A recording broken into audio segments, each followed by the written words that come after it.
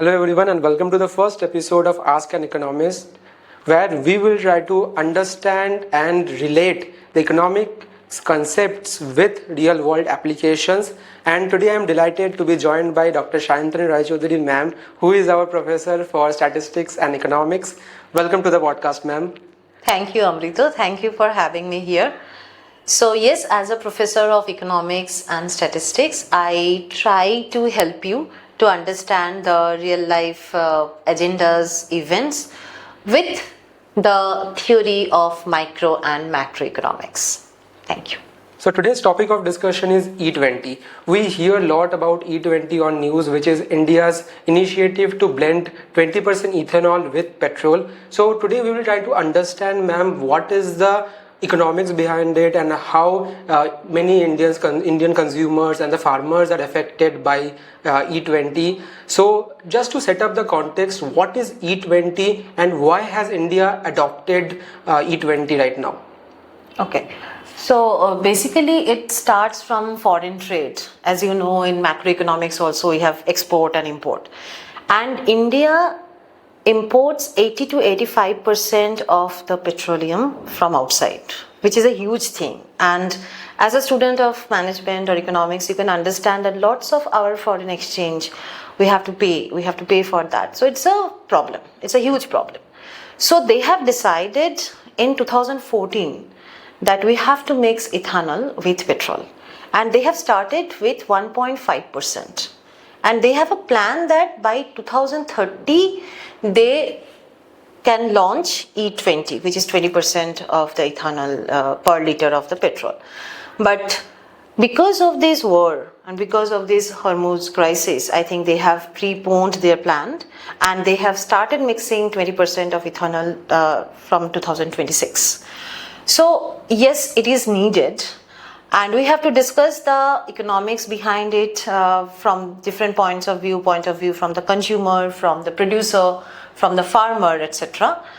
But they have said, the central government, they have the logic that they have already saved huge amount of the foreign exchange from 2014 by using this 1.5% only, and they have created some job opportunities, something for the farmers itself. So we need to understand that whether it is fine or whether we have some kind of difficulties or negative things as well. Wonderful. So ma'am, we know the arguments presented in favor of E20, but does it help to reduce the import bill of India? So it is like our import substitution. So we can do two things to manage our balance of payment. One is the export promotion. You can promote our export.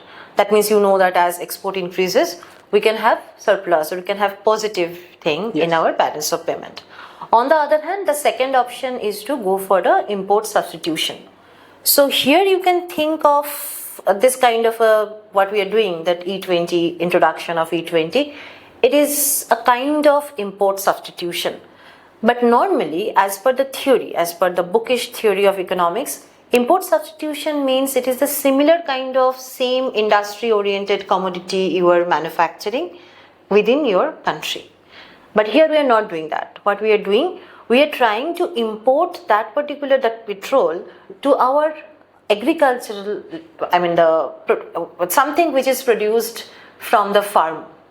So it is not exactly the import substitution because it is not the similar kind of thing, but we are trying to impose something which is basically our farmers can have. Because as you know, ethanol, we can produce ethanol from sugarcane, we can produce it from maize. Yes. So this is cultivated in our agricultural area. So that is something, first thing, that it is a kind of import substitution. But whether it can reduce our total import bill, it's a very complicated thing, very complex. So it is not exactly like that.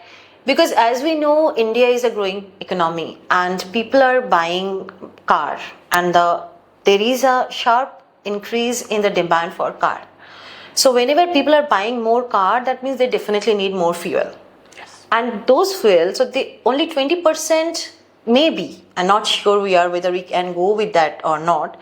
But till now at that very point of time, we can know that 20% can be replaced, but not the 80%. So we cannot say that we are not sure with 100% that it will definitely reduce our import bill. It's different kinds of factors are behind that. But if you're not going through all the complexity, if it is pure, economics theory, then I can say yes, because whatever be our total fuel bill, 20% we are substituting. So initially, if it is 100%, now it is 80%. So obviously, there must be some kind of reduction in the import bill. Yeah. Okay. Ma'am, so far we understood that how it helps the import bill and the rural farmers. But is there any price or demand elasticity effects as well? So how does it affect the consumer demand? Okay. So what is elasticity? So we know that especially the price elasticity of demand, that as there is an increase or change in price, so there will be some change in the demand. So in this case, the price of the fuel, if we think that the E20 is by default, we have to take E20. And if you think that that is the only one option, then the price of this particular petrol falls. Right? Because we are mixing ethanol, and definitely ethanol is a cheaper version compared to the petrol. So since we are mixing, so the price is getting lower and lower. Now when price is lower, that means there must be some increase in the demand.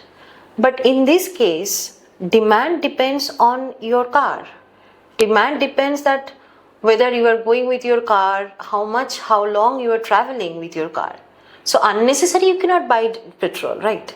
So it is an inelastic demand, because if suppose I have a car and that is compulsory, that is obvious for me that I have to use my car, then whatever be the petrol price, I have to take. On the other hand, if I don't have a car, or maybe I don't have anywhere to go with my car, then if the petrol price is very cheap, then also I cannot buy unnecessary. So that means this petrol demand is an inelastic demand. So whether we have a lesser price of petrol by using ethanol or not, the demand will not change that much. Number one. Number two, there is a controversy, and one portion is already proved to be true, that if your car is manufactured before 2023 Mileage. then there is definitely a drop in the mileage. So that means your total bill would be same. Just think in terms of the total expense, that per liter petrol price is lesser, but you have to buy more liters. Yeah. So ultimately the total thing is same, maybe more. So this particular thing, that there should be a drop, there should be a rise in the demand for petrol because of this E20, I don't think it is going to be there. Fascinating perspective on elasticity, ma'am. But as we know in economics, it is not only about the consumers but also about the producers. As we know that farmers are going to cultivate sugarcane, because of that we will get ethanol. So how does it affect the farmer economy, and what are the benefits they are likely to get out of ethanol production increment? Yeah, good question. So, yes, we have two things to be considered. One is definitely the point of view of the consumer and the point of view of the producer as well. So, in this case, producers mean the farmers. Farmers used to cultivate sugarcane and maize for the food purpose. So, definitely they used to go and sell those things to the market, and in return, they will get money for their livelihood.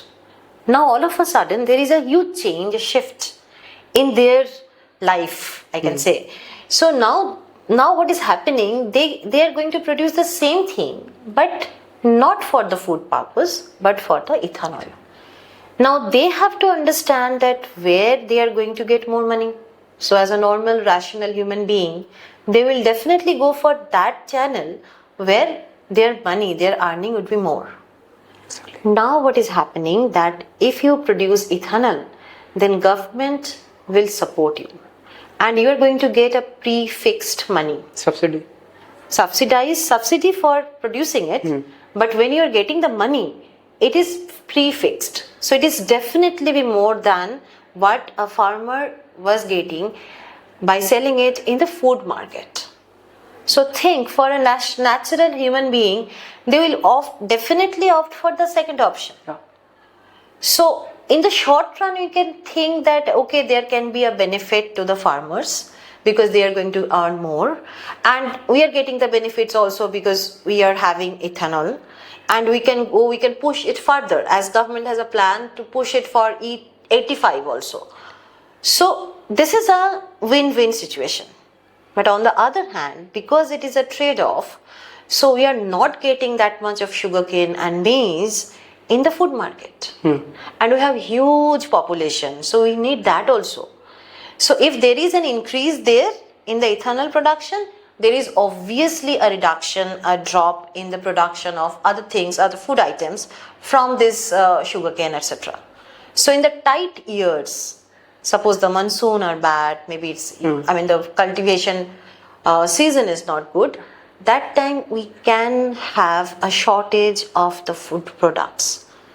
So that also you have to think. So it is not very easy that, okay, we are paying them more, as government has said that from 2014, they have the total bill payout to the farmer is 1.9 lakhs crore because of this ethanol production. But on the other hand, we have to think that because the maize, the sugarcane, lots of products, byproducts, and it is for us, it is for the population of India. So that is also not good, that if there is a shortage there, then we have to import that. Yeah. Yes. Great perspective, ma'am. But we know that when new policies are imposed, there are a lot of practical challenges, and other countries are also implementing ethanol, and many countries have already done it. So what are the practical challenges for India to, launch this in a full scale? So if you talk about Brazil, so they are using 100% ethanol. So think, but there is no repercussion now. If you think of US, they have started much early, I think, to use E20. They have the other version also, E10, E80 also. But they have done it stepwise. They have initiated much earlier to have a different kinds of car. So if you have that, then that particular repercussion, the problem, debate, that would not be there. So Brazil, they are using 100% ethanol. They have all the varieties you can find in their petrol pump, E10, E20, E30, all of these. And they have the different kinds of car also which are equipped to use that. So they have done what? They have started manufacturing the car first. Then they have started subsidizing the production of ethanol. And then they have launched it. So US has done the same thing. So of course, because our petroleum total product, crude oil in the world, that is limited. So we have to think of something. But whether we are doing it timely, that is very important. So that is a context of macroeconomics. Till that we are talking about the perspective from micro, because a consumer, a producer, but this is the entire economy. So policy changes, as you have mentioned, definitely we can have some pros and some cons, and every time the government has to go through some kind of difficulties, repercussion. But we have to understand whether the policy change is timely or not. Think that we cannot change our car very quickly. So car is a long run, long term asset, and a car longevity may be 10 years, 15 years. So all of a sudden it is not possible that, suppose I have bought a car in 2022 and ethanol, it is compatible with E20 from 2023. So I cannot change a car within 4 years and go to the new one. Yeah. And with the new one, what is the availability of this new one? That you have to think. So most of the people, if you go through the data, maybe only 10% or 5% of the Indian car holders are having car which are manufactured after 2023. So it is not possible that 95% of the car holders, they go and they change their car. And as I can understand that government has already talked about that the mileage drop is true. Though other things, whether there is a damage in the car, it is not proved yet, because your insurance company are going to tell you something, manufacturers are going to tell you something. But still, it is a fact that there is a drop in the mileage. So if we would have wait for maybe 2, 3, 4 years, then I think we can get the maximum benefit and the policy would be optimized. Thank you, ma'am, for the insightful session. I hope this episode has helped you to connect classroom concepts with real world application. If you have liked the episode, please do like, share, and if you're watching on YouTube, do subscribe. If you're watching on LinkedIn or Insta, please follow Praxis Business School. I will meet you in the next one. Till then, keep asking questions.